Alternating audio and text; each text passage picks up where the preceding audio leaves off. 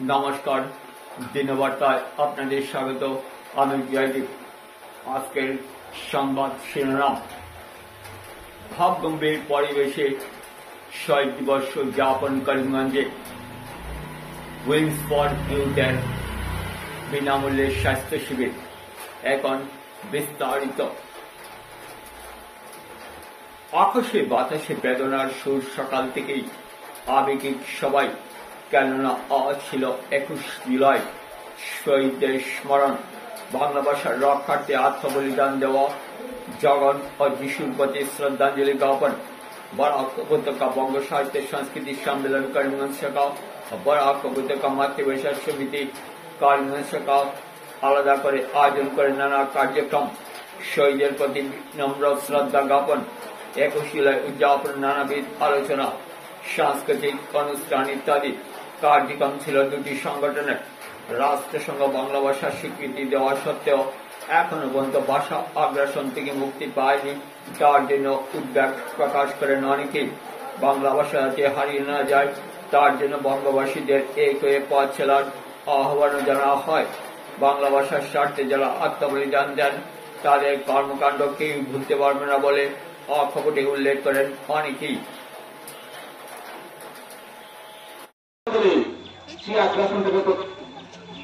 অনবরত চালিয়ে যাওয়া হচ্ছে। আপনারা দেখবেন যখন ভাষার আগ্রাসনকে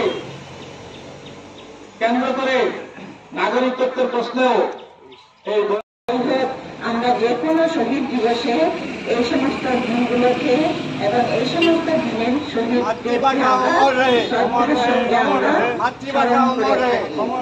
আজকে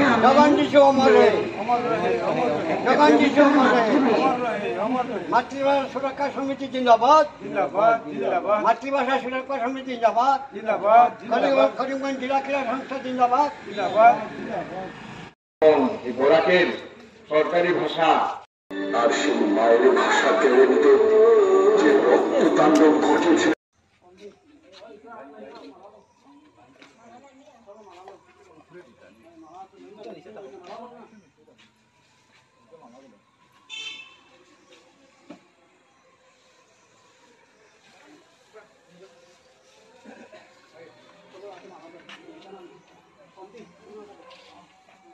লাইন ধরে না, লাইন ধরে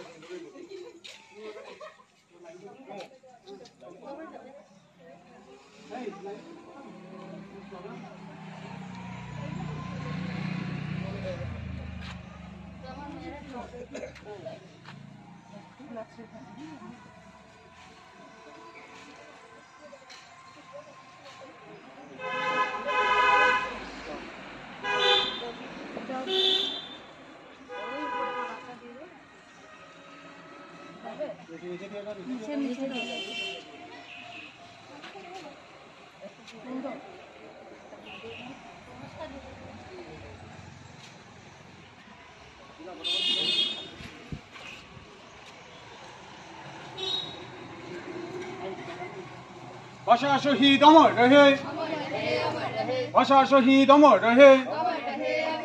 শহীদ জগন যিশু তোমায় আমরা ভুলিনি, ভুলবো না। শহীদ জগন যিশু তোমায় আমরা ভুলিনি, ভুলবো না। মাতৃভাষা অমর রহে, মাতৃভাষা অমর রহে, বাংলা ভাষা অমর রহে।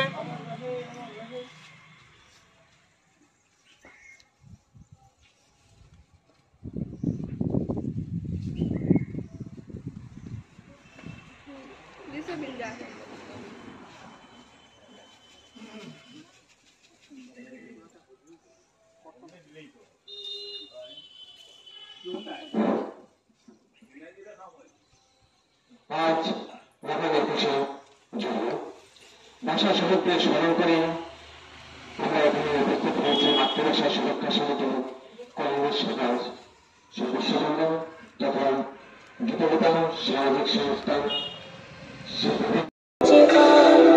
আমি বাংলার গান গাই, আমি বাংলায় গান গাই, আমি আমার আমিকে চিরদিন তারা কি ফিরিবে, তারা কি ফিরিবে।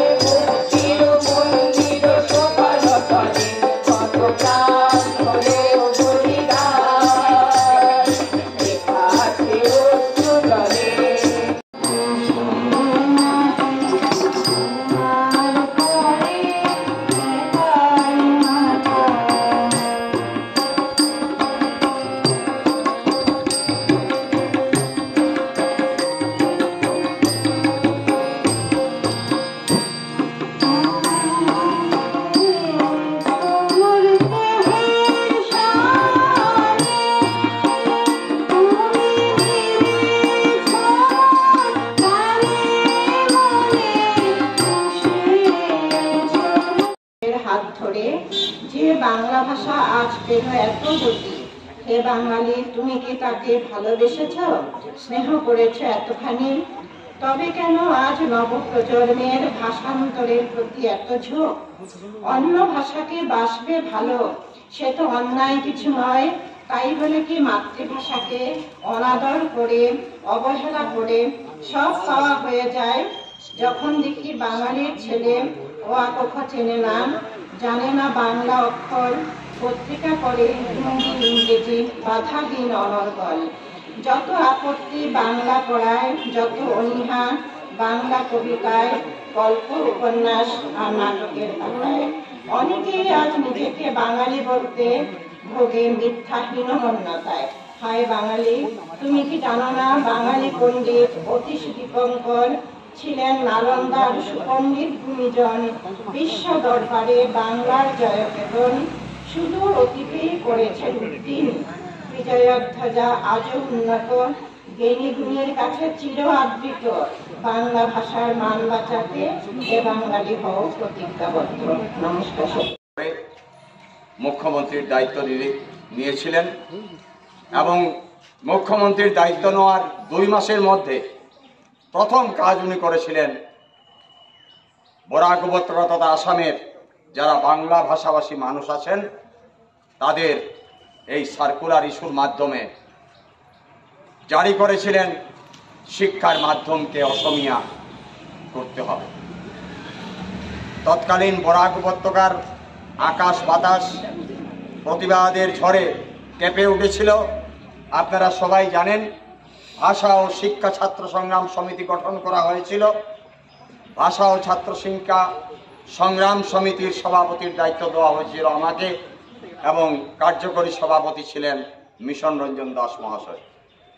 সমগ্র বরাক উপত্যকা তথা করিমগঞ্জ জেলায় আন্দোলন দাঁড়া বাঁধতে লাগলো। 11 জুলাই আমাদেরকে গ্রেপ্তার করা হলো। তৎকালীন জেলা উপায়ুক্ত ছিলেন সুভাষ দাস মহাশয়, এখানে ওনার রেসিডেন্স ছিল।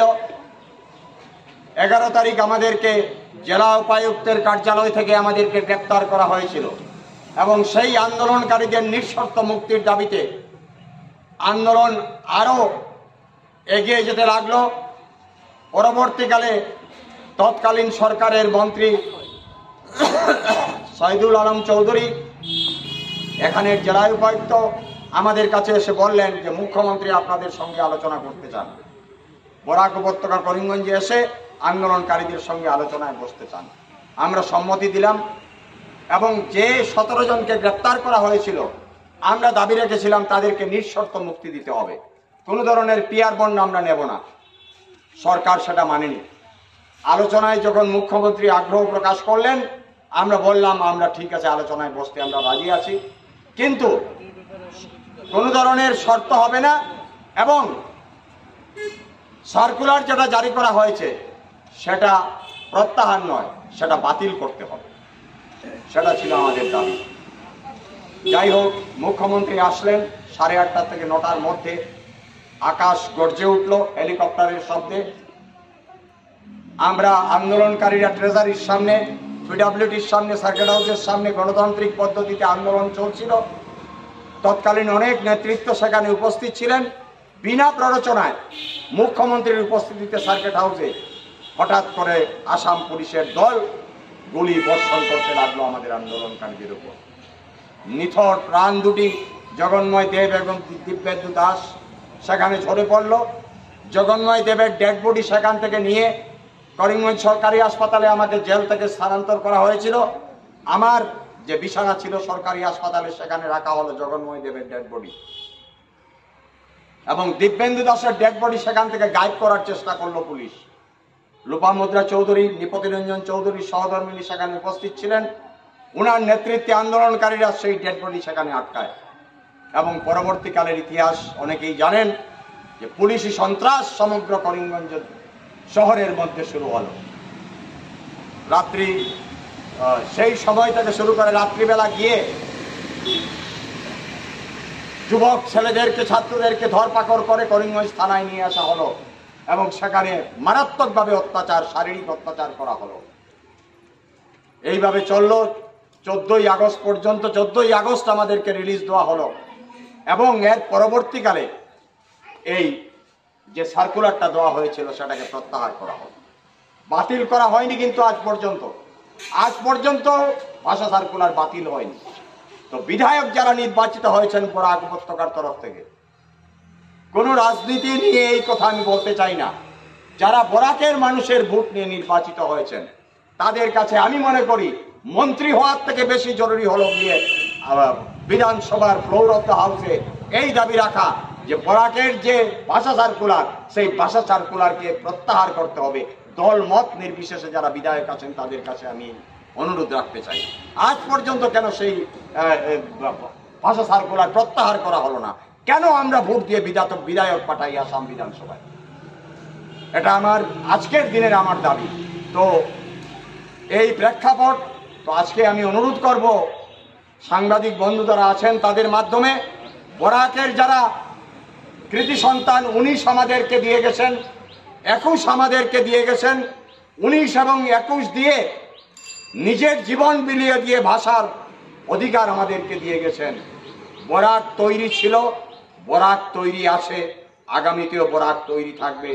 কোনো ধরনের যদি প্রচেষ্টা আসাম সরকার এবং অদৃশ্য শক্তি যেটা বরাক উপত্যকা এবং আসামের বাংলা এবং বাঙালির সঙ্গে করতে চায়, সেই অদৃশ্য শক্তি যদি বাংলা এবং বাঙালির উপর আগামীতেও কোনো প্রচেষ্টা করে, বরাক তৈরি ছিল, বরাক তৈরি আছে, আগামীতেও বরাক তৈরি থাকবে।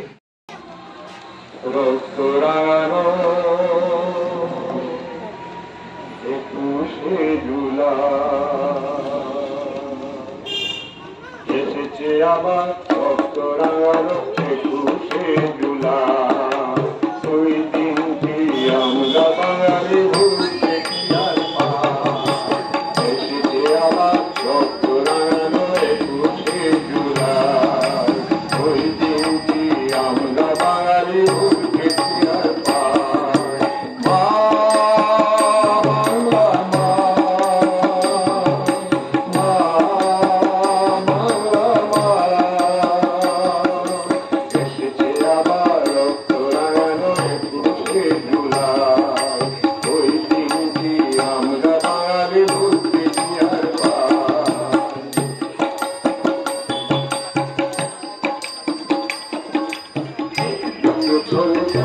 দৃষ্টি অন্যদিকে ঘুরি, শহীদ রক্তে রাঙিয়ে যায় রাষ্ট্র